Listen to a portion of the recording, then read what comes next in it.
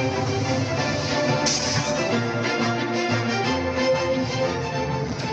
wonderful evening to you all, wherever you may be watching. This is Politics Today, live on Channels Television.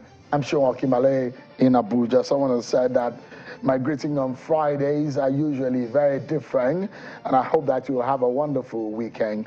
But then let's begin, and let's not lose track of the fact that the elections in 2023, on the 25th of February, is just 35 days away. And it means something. We need to get serious. If you have not gotten your permanent voter card, you need to do so urgently before the window closes. So get your permanent voter card and get started by letting your voice count. As we move closer to the election, there are a lot of activities, and some pleasant, some unpleasant. But the National Peace Committee is meeting or has met today with some presidential candidates and other stakeholders on some of the breaches that have been experienced, especially based on the peace accord signed in September of last year. In attendance are the presidential candidates of the All Progressives Congress APC, Bola Tinubu, African Action Congress presidential candidate AAC, Omoyele Sowore, as well as the vice presidential candidate of the People's Democratic Party, Governor Ifeanyi Okowa, and as well as the new Nigeria People's Party Vice Presidential candidate Bishop Isaac Idahosa. Also present are the members of the Peace Committee led by the former head of state, Abdulsalami Abubakar, and the Secretary Bishop of Sokoto Diocese, Matthew Kuka, and Sultan of Sokoto Sahad Abubakar, and businessman Aliko Dangote, Femi Otedola, and Dr. John Momo.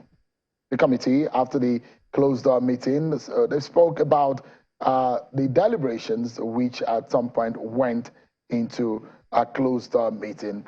That soundbite we'll be bringing to you in a moment on the program. So tonight, you probably have heard about what happened in Port Harcourt yesterday, or Rivers State, at the APC governorship rally, a twin explosion. What kind of explosion was it? The governor of Rivers State had responded to say, blame the APC for that sort of thing. We'll be hearing from the governorship candidate of the APC on the program tonight. Also, the Inspector General of Police, there were information that his tenure might be extended. And there are those who have questioned that decision. And there are those who have said, can you actually take out the IG, the leadership of the police, in the middle of preparations for an election? We look at the legality. And I'll be joined by a member of the Police Reform Committee who will be speaking to us on the program on the legality and the administration of policing in Nigeria. Stay with me, everyone. Promises to be some interesting conversations. Let's check out some of your political roundup stories first and foremost.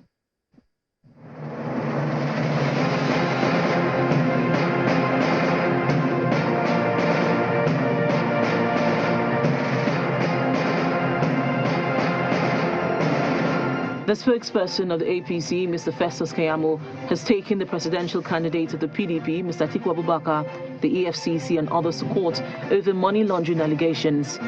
The senior advocate had given the anti-graft agency 72 hours to act, or he will pursue the matter. He has now made true his threat in a writ of summons filed at the Federal High Court, Abuja, where he also joined the CCB, ICPC and EFCC as second, third and fourth defendants respectively. Keyamo is asking the court to compel the second, third and fourth defendants to investigate, invite or arrest the first defendant, Mr. Atiku Abubakar, over corruption allegations relating to a certain bank belonging to a company named Marine Float, and other accounts of 2 undisclosed companies, which information Keyamo says were divulged to a certain aide by the name Michael Achimugu. The presidential candidate of the Labour Party, Mr. Peter Obi, is in Plateau State for the presidential rally. Mr. Obi first visited the palace of Dr. Jacob Gyang-Buba, the Bongwom Jos. While addressing the monarch, Mr. Obi says he has advised donor agencies in his recent trips abroad to stop giving Nigeria aid, as Nigeria is capable of being a great nation with the right leadership. He then proceeded to the Rangpam Township Stadium, where he observed a 1-minute silence for the 16 lives lost in a PDP rally some days ago in Jos, saying every life is sacred regardless of party affiliation. He urged the people to vote for the Labour Party to make insecurity in the state a thing of the past. He also promised to provide jobs for the teeming youths.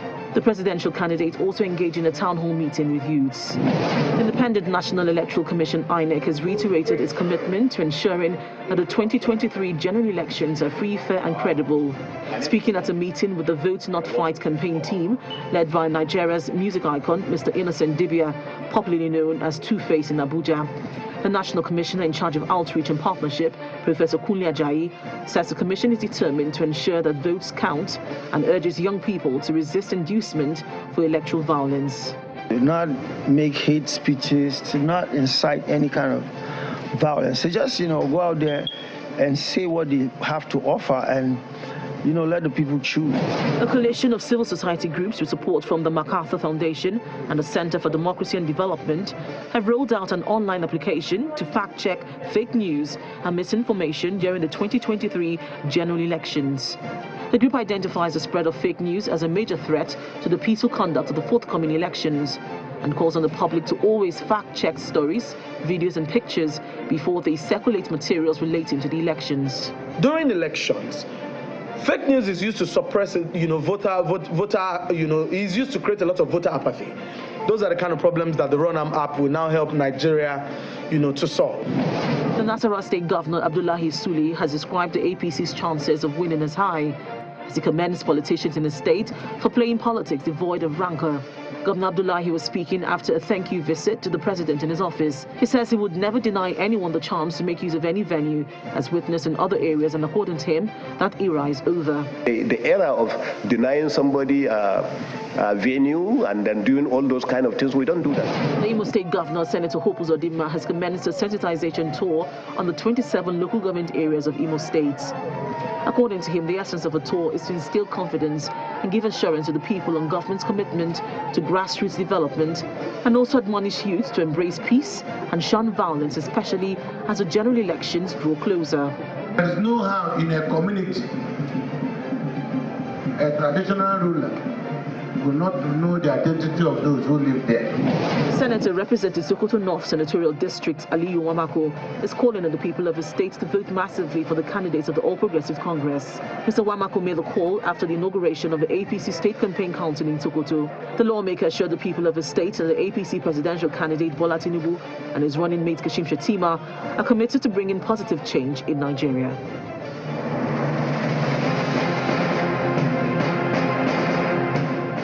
Thank you so much. There you are. You've been served with your political roundup stories. Earlier, I was reporting to you the Peace Committee meeting held today. We've the members meeting with stakeholders and members of leaders of political parties and some presidential candidates. And here is some of the outcome of that meeting as one of the members of the National Peace Committee, Dr. John Momoh, addressed the press after the meeting.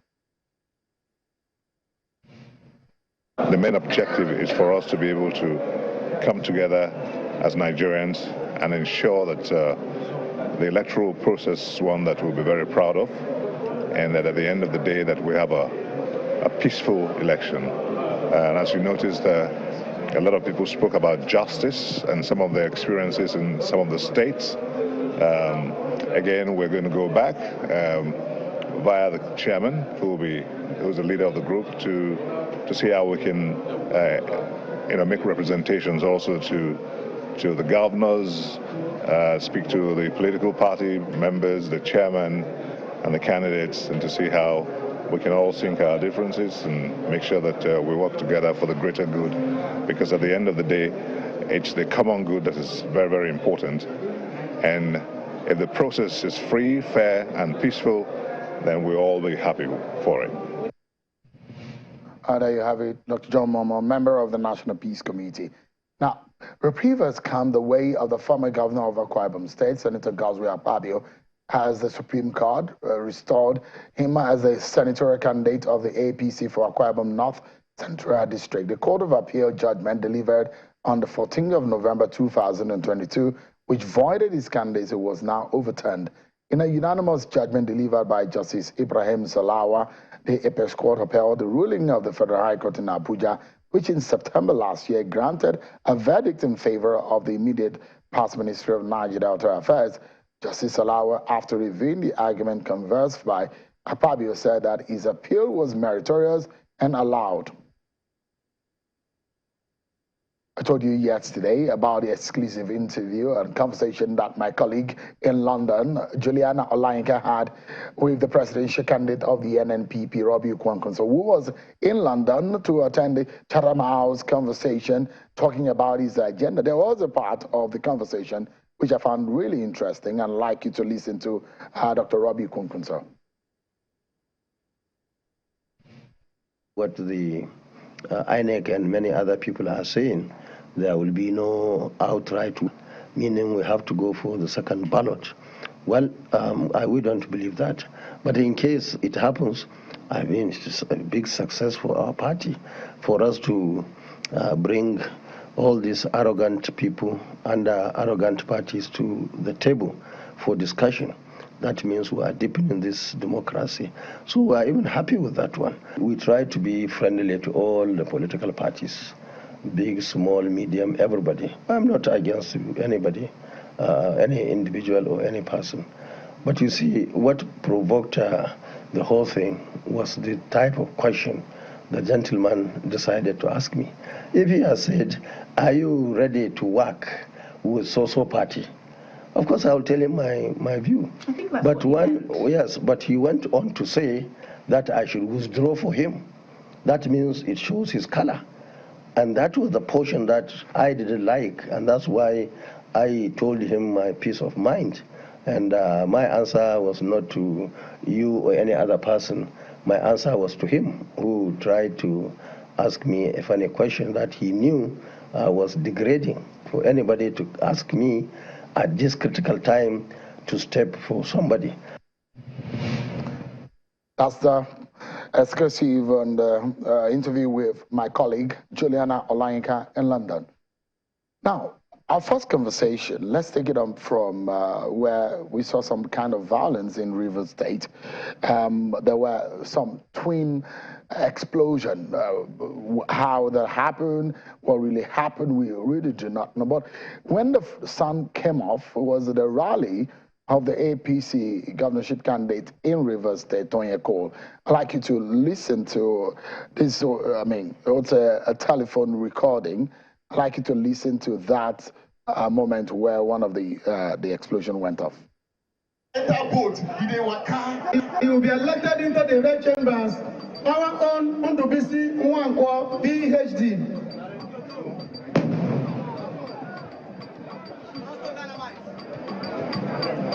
Permit me to also recognize.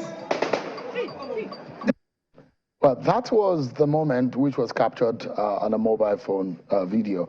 Let me speak with the candidate of the APC in Rivers State, Mr. Tenure, who joins us virtually from Port Harcourt. Thank you so much, Mr. Ko, for joining us, and it's good to see you. I understand that you're just rushing off from a campaign event, but thank you so much indeed for making it up to the program. Let's begin by what really happened? What kind of explosion? Are you getting answers from the police? What really went wrong? Sure. This is just a build-up that I would say started a while ago with some executive orders that basically began to set the tone for the kind of violence that we're seeing.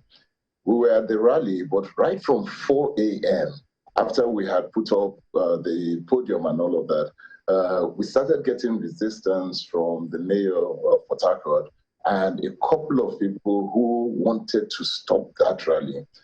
We met with the police. There were threats about violence that would occur. All through the night, we refused. They asked us to go elsewhere, and we knew that this basically was a move to see if they can stop us from conducting our campaign. So we refused. Eventually, we secured the place, went in, and while we were still having introductions, there was an explosion. You saw that on the video. And just reminding me again about the pain of being there on that day. We got the first explosion. There was a staccato of gunfire. People began to run towards the exit, and we had to stop them. Calm down, sit down, nobody should run. Because I was very aware that the last thing that you need is a stampede of people running through one exit, and that would be just cause greater fatalities. I thank God that the injuries were not life-threatening, but 5 people did get injured by shrapnel from the blast. It is good to hear that no one lost his life in that incident, and we hope that those who got injured perhaps will have some healing come to them as fast as possible. But this is, have you gotten any explanation from the police about this incident? Is there any investigation that has started or commenced on what really happened? What just happened?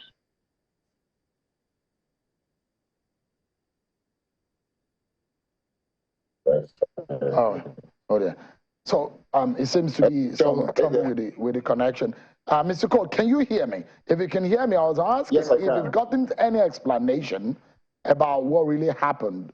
Have you gotten some police report, or what exactly do you think could have gone wrong that led to the explosion? Well, basically, the explosion was an attempt to stop us from holding the rallies. I was surprised to get a report from the police saying that there was no explosion.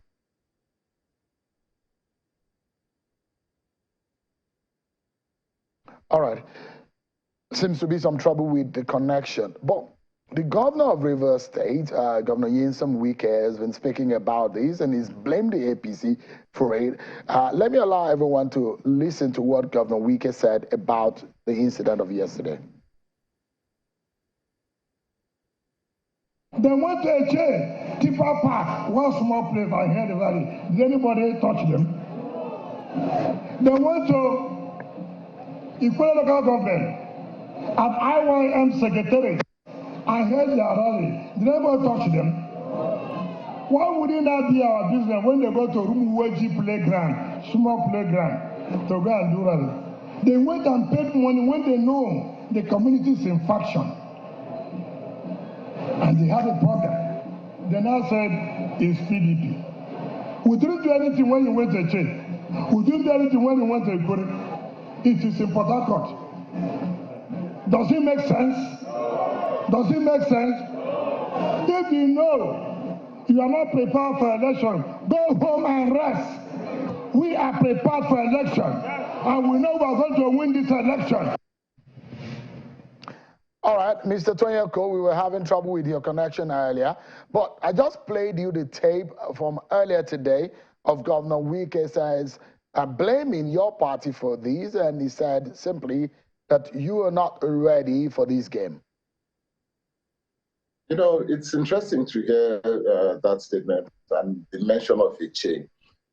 When we went to Eche, we had a successful rally. Immediately after, the local government chairman goes and seals off that property in Eche for us holding a rally there.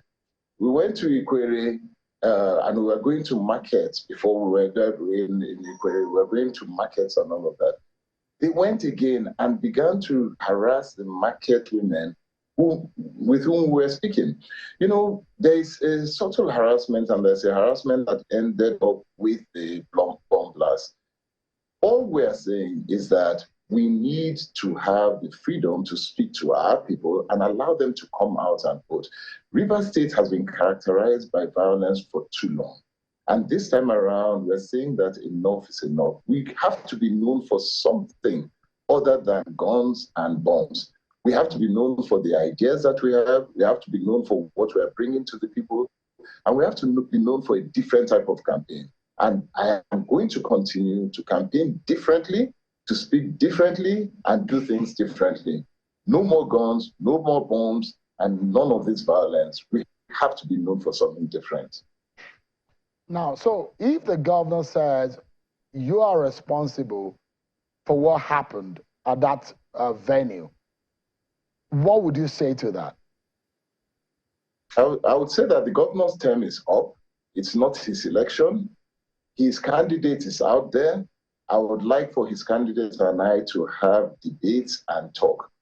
It's not the governor's election. This is not a third term. This is an election between myself, the APC, and the candidate of APC, Sim Fubra. Mr. Cole, if you can move just slightly back from the camera so we can see just a bit of the top of your head, so we can have that adjustment. Okay, that's good.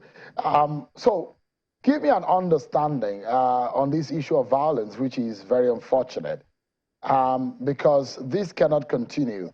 We heard from that video when someone said a dynamite. What do you make of what could have been the source of that explosion? Well, we're going to need forensics to get there. I'd heard that it was dynamite. What I know is that I was there. I heard the blast. The medical team rushed to the people. And my wife is a medical doctor, and she treated the patients. And there was tissue damage. There was damage synonymous to what you would have with a blast and shrapnel. We took them to my one hospital where they were treated and kept following up on them. So for one thing, there was a device that was blown. And that device might be dynamite, might be an IED, but there was a device that was blown. And there was gunshots, which usually when you have that, people begin to scatter, because once you hear gunshots, you don't know where it's coming from. And what was planned was for people to begin to run, and so that there can be maximum damage, and you suspend the rally. And we say this must end. Frankly, Rivers State politics, all we always hear about is violence. And we don't have to do that. We're here for peace. We're here for the ballots. We're here for the votes. This time around, the votes are the unit. Enough of the violence. I don't know, because it looks so much to me that you're facing a lot of battle on several grounds. From the last counts, you have nothing less than 4, or there are also court cases hanging on your candidacy, and whether or not your name is going to be on the ballot. Let me ask you a similarly complex question. Now, you have a battle on the inside and the outside. On the outside, the issue of this legal battle that you are confronted with. I don't know if the last one was the judgment, the recent one, or whether or not you're seeing court battling about this. Don't forget that in 2019, your party couldn't even get onto the ballot because of court cases. Now, on the outside or on the inside, are the talks of a possibility of an alliance of your party for the presidential election with elements in your state locally, which put a very big question mark on your own mandate as a candidate or the flag bearer of your party in your state. Where does this leave you? A dilemma, too much for you to chew, isn't it? No, at all, Sean. You remember the last time that I was on air, I told you categorically then that we'll be on the ballot. And there was no mincing words about it. And I repeat it again, we'll be on the ballot. As at today, every case that they have brought up against us at the appeal court were cleared completely. And so right now, we're on the ballot, dual citizenship. Today, the appeal court gave us that judgment. We know that these cases are very difficult. You know, there's a big difference with what happened in 2019 and what is happening now. And we've always said it. There's a big difference between a snake and a rope. The last time we were bitten by a snake, this time all you're looking at is an operation that looks like a rope, and it's not a snake. These cases will fail, and they have failed, and we're glad. So right now we're just focused on going to the election. And then the second aspect of it is this. This election is very different, and I want all of Nigerians to know this. We have never seen an election like this, and this is about the people versus those who always used to write votes.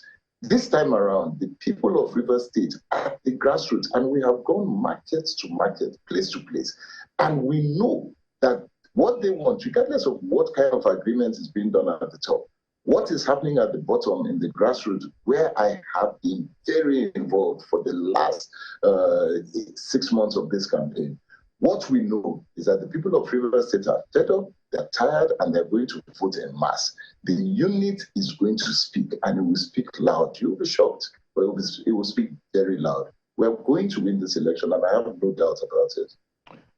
Let me ask you this, and so I'm wondering what are you telling the voters in your state? And the perception of Governor Wike in this party is seen as the Wizkid of the PDP and the projects that is done in the state, which in the PDP, they believe that is a factor to contend with at any election. It may not be on the ballot for the governorship election in March the 11th, but there are those who believe that Wike has a very strong hold on the ballot in Rivers State, considering his performance as governor, a two-term governor. Does that give you any sort of bother, or what are you exactly telling voters in this respect? That's Sherry just helped me a lot, because what you remind me of is like the French Revolution, where the emperor thought he had all the power, but then the people rose up because they knew the truth. Rivers people, this election is about the people versus the emperor. It's about the people wanting to remove the yoke off their neck such that they can begin to feel a sense of government. I keep saying I have been from local government to local government, ward to ward, marketplace to marketplace, shop to shop, house to house, on the streets, and the people are fed up. I've never seen poverty like I've seen in Rivers State. Most of the development, at least 70–80% of the development, both by cost and by project, has been in one local government. Of course, we celebrate flyovers. Yeah, you see it. Oh, flyovers have been done. 10 of those flyovers are in Opiapo, one local government. 2 of those flyovers are in Falda, an adjoining local government. No flyover was built in my local government, not one. Not a single bridge was built in my own local government, connecting one community to another. And so when you see these things and you go into the streets, you see that there are people who are angry. This is going to be a referendum between the people, the common people, and the emperor. And the emperor's naked clothes will be shown. So if you hear the PDP in your state and their campaign, they've made comparison between the time that your very good friend, who some people refer to as your political godfather, Rotimi Amechi, and made comparison to Nyesom Wike's time. And, well, the PDP is saying that the APC under Rotimi Amechi failed.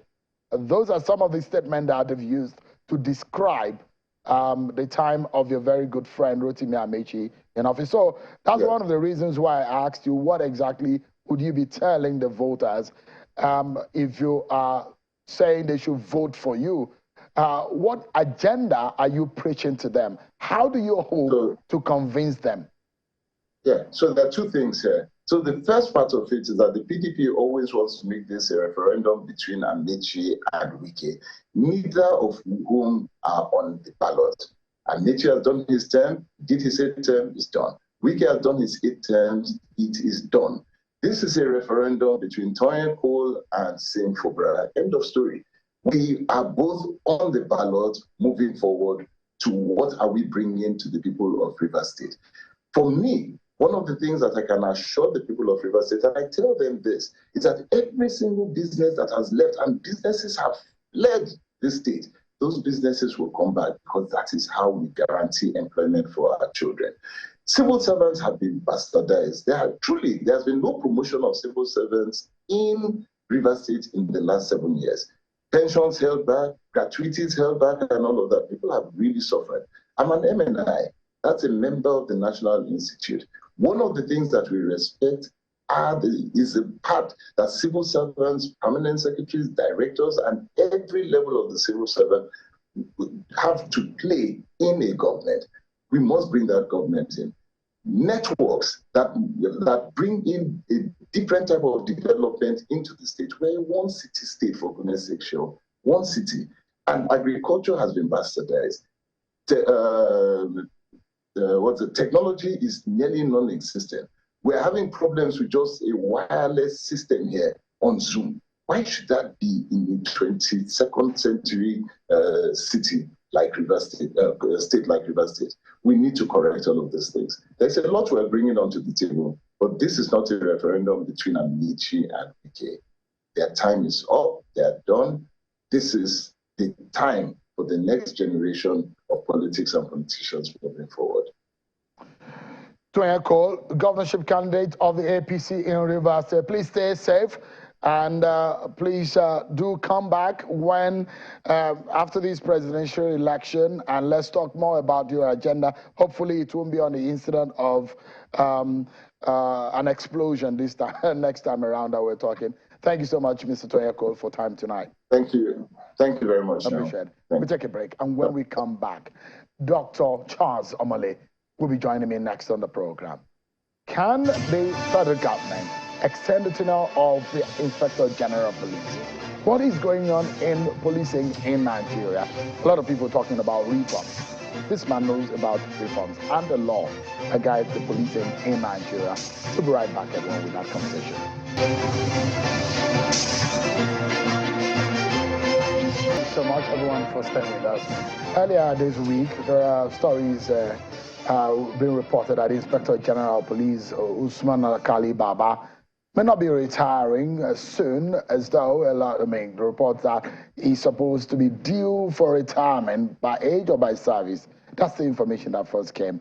But in that Federal Executive Council meeting where that report came from, which held at the State House, a minister addressed the State House correspondent to tell Nigerians on the Council's approval of a memo which gives a legal status to police training institutions across Nigeria as part of ongoing police reforms to produce quality manpower that will institutionalize service orientation and enhance internal security. The minister, during the media engagement, also responded to inquiries on the retirement date of the Inspector General of Police, Usman Alkali Baba.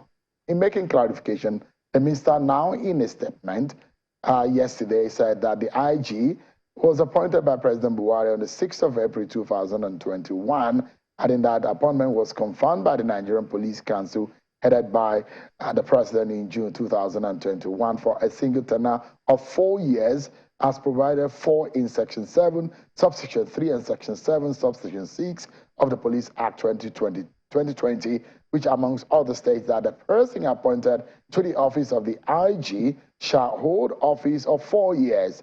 In buttressing his notion, the minister warned that the provisions of the 2022 Amended Police Act should not be misconstrued for tenure extension as erroneously reported in subsections of the media. Let's get some perspective on these, what the law says, the perspectives to these, the implications of these. I'm being joined now by Dr. Charles Omole, who is a member of the Presidential Working Group on Police Reform and also the Director General of the Institute for Police and Security Policy Research, and a lawyer. Thank you so much, Doc, for joining us tonight. Thanks for having me. The Inspector General of Police was born on the 1st of March, 1963. He joined the force on the 15th of March, 1988. What does the law says about the retirement of an IG or a police officer? Well, first of all, I would like to say that I'm here in my personal capacity, not to represent the working group. Exactly. Now, well, I think you have to go back and look at the antecedent, the history. The presidents in the past have been used to just appointing and firing IGs at will. In fact, there was a point in 2016 or 2015, if you go back 10 years, you find out we've had 10 IGs in those 10 years. So there was no security of tenure and all that. So that was what was behind the crafting of the Police Act 2020 that the president signed. Now, in Section 7 of that act, there are two key conditions that was given to be appointed Inspector General of Police. One, you have to be of the rank of AIG and above. And number two, you are appointed for a period of 4 years. But those two sections were subjected to Section 18 of the Act, which says all police officers, including the IG, can only serve till they're age 60 or they've done 35 years in service. Now, how Section 7 is interpreted depends on, and probably we might need judicial review of this, depends on which school of thought you are coming from. For example, there are those who construe Section 7, the 4 years, as being the minimum term. There are those that construe it as being the maximum term. But you cannot serve more than 4 years. Either we can serve more than 4 years. That one is explicit, isn't it? That's explicit. Straight up. Now, but the issue is this. Depending on how you view it, if you view it as being a minimum term, it means that by the time of your appointment as IG, you must have minimum of 4 years left in service till you are 60 or you are 35 in service, 35 years in service. So which means if you see it as a minimum term, so it means you cannot be appointed if you don't have that 4 year left in service. That's number one. If you see it as a maximum term, as in 4 years, because the law simply said 4 years, it means therefore that you can do less than 4 years. The 4 years is the maximum you can do. So somebody who has 2 years left in service can be appointed IG if you view it as a minimum term. It's not 4 years, but it's within that 4 year period. But what cannot happen is anyone remaining in the force past the age of 60 or past 35 years in service. So has there any infraction been made in respect of the stay of Usman Alkali Baba in office? Well, not yet. I mean, in the sense that it still has till 1st of March. So before he's 60? Before he's 60, yes. By the 2nd of March? By the 2nd of March, technically he's no longer a police officer. And by the 15th of March, in terms of the years of service, he's also not seen. Yes, so which means even if you don't want to use age, you want to use years in service, both of them for him happen in March. On the same month. So on the same month. He seems to have joined the service the same month that he was born. So it means that either way, he's still going to be, he needs to bow out of service. But it's the prerogative of the president to make appointments. Does the president have that leeway in the eye of the law to extend the tenure of Usman Alkali Baba by a day? No, he doesn't.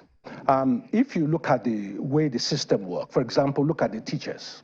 There's clamor in the country that teachers, we don't have enough teachers, so that teachers shouldn't retire at 60.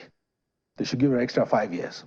A law had to be passed through the National Assembly that was signed by the president last year, allowing teachers to work till they are 65 or 40 years in service. Now teachers can do that. Now, if a law had to be brought in to allow such extension, it shows that the president doesn't have the power to just extend beyond those limits. You see, the irony of this whole thing is that I call it IG is actually doing a fantastic job. You know, I mean, a lot of innovations, a lot of development has happened to the police. And I'm just concerned that, you know, you don't want to tarnish that legacy by now being immersed in all kinds of illegalities. Because the challenge here is that if he stays one day beyond that day, there will be, as sure as there's day tomorrow, there will be judicial review. And you don't want to be the first IG sacked by the court. So let's look at it this way. Something must have gone wrong on Wednesday, because 24 hours after, when it was reported for the extension of the IGP tenure, the Minister of Police Affairs said, no, I did not say that the president has extended. What do you think could have gone wrong? Because in that statement he said the reason, he actually gave a breakdown of when Alkali Usman Baba was appointed and all of that. What do you think could have gone wrong? Well, I mean, in my own personal opinion, I feel the minister was just flying a kite. Which could be? Just to test the waters, so to speak. Maybe I clearly have it on good authority that he clearly did not have such discussion with Mr. President. So he was on a frolic of his own. And that's why he quickly rolled back, I think, when he realized what has happened. You know, the challenge in this country is that, you know, we have a party, you have majority in National Assembly. If any law you feel is uncomfortable, you can amend the law. But until that law is amended, it has to be obeyed. But we have a situation in our police generally where people are just trying to sort of breach the law without any consequence. And that's happening with the IG, it's happening with the Police Service Commission, it's happening everywhere. It seems to be a similar thing with the issue of the PS, the chair of the Police Service Commission. Yes, I mean, okay, in that, what happened with the Police Service Commission is, interestingly, Section 2 of the Police Service Commission Establishment Act explains that the appointment, there has to be 7 commissioners, and that they have to that the federal character principle must be observed, which means 1 from each geopolitical zone, and then 1 zone we have an extra bite of the cherry. So when Elijah Smith was the chairman, Northwest had 2 commissioners. Then there was 1 from each of the remaining zones. So Elijah Smith was representing Southwest. So he resigned. So then Section 4 of that act now says that if any member resign, 2 things must happen. The replacement for him or her who resigned must represent the same interest, or in this case zone, as the person that resigned. And then number 2, the replacement can only serve the remainder of the tenure of the person that resigned. So Elijah Smith's tenure expires around July or so this year. So the moment he resigned, a Southwesterner should just be proposed to replace him for the duration of the remainder of his tenure. But what's happening is that people are now recommending to the president to, kind of appoint somebody who's from another zone. Well, and then that's why the post hasn't been filled now, because there is, how many months since Musulu Smith left? September. Yeah. It's almost 5 months now. This is the 5th month. I mean, let's wrap up, because I love you to talk about the reforms in the police sector. I mean, that means, from what you've said tonight, it looks clearly that the president might have a job to appoint a new IG between now and the end of February. That's correct. That means that if this IG oversee the February 25th election, it might not be able to oversee the governorship and State House of Assembly elections. Yes. But is it straightforward to know possibly who the next IG would be? And considering the region where Usman Alkali Baba comes from, is there any calculations in that regard based on what the law says? Like I said, it depends on how you view the provisions of the law. For example, if you view the provisions of the law as that 4 years being the minimum, it means you must have 4 years left in service before you can be appointed an IG. When Alkali Baba was appointed, when you do the analysis, all the AIGs, all the DIGs put together, only 1 person qualified. Only 1 person had more than 4 years or 4 years or more left in service. Everybody else had less than 4 years, including Alkali himself. So clearly, the government now maybe decide to go the other way and take a sort of maximum sort of interpretation of those 4 years, which means we can appoint anybody up onto 4 years. So if you look at that, if they are taking the same approach, there are lots of AIGs and DIGs that qualify. That will qualify. Yes. Now, there is a lot of agitation about the activities of police, the behaviors of police, the conduct of police. There's been a lot of cry for the reforms of the Nigerian police system. And we saw what happened, sadly, the death of a lawyer in Lagos, and the kind of manner in which some unscrupulous police officers behave. Nigerians are tired of this kind of situation. How much of a reform do we need and can we see? Just to wrap up the conversation. Well, I mean, the president has signed on the presidential roadmap for police reform, and a lot is happening. But the challenge is that before an average Nigerian will experience it on the street, it will take a while, because you have to change the structure. If you are changing something structurally, a lot will be happening that people won't see and people won't feel yet. Are those happening? Oh, yes. Oh, yes. I mean, for example, in terms of emphasis on training, a lot of train the trainers has been happening for a few months now. You see, because police have to constantly work, you can't pull the men out of service to train them, so to speak. So you have to be innovative in how you train them while they're still working. So the decision, therefore, was to create this train-the-trainer approach where almost each area will have somebody who has been trained on how to then train the men. So rather than bringing the men all out of service to a place, take the training to them. So a lot is happening behind the scene, but it will take a while for Nigerians to actually experience it in terms of their day-to-day interactions with the police. My prayer is that we do not want any Nigerian to die from the misbehavior of any police officer. I mean, I'm really sick of hearing a misfiring police officer or a trigger-happy police officer. That is so sad. You know, I mean, it's a real problem, but the solution is still training, and that's what we do less in the Nigerian police. Right. And the Nigerian police officers see training as a punishment. Dr. Charles Omole, thank you so much indeed. We will be needing your help during the election. I hope you'll be around for that. I will be. Thank you so much. I appreciate it. It's good to see you again after a very long time. Dr. Charles Omole, a lawyer and expert in so many areas, which includes what is discussed tonight. Thank you so much, everyone, for joining tonight. I'll see you on Sunday at 8 p.m. Bye-bye, and God bless Nigeria.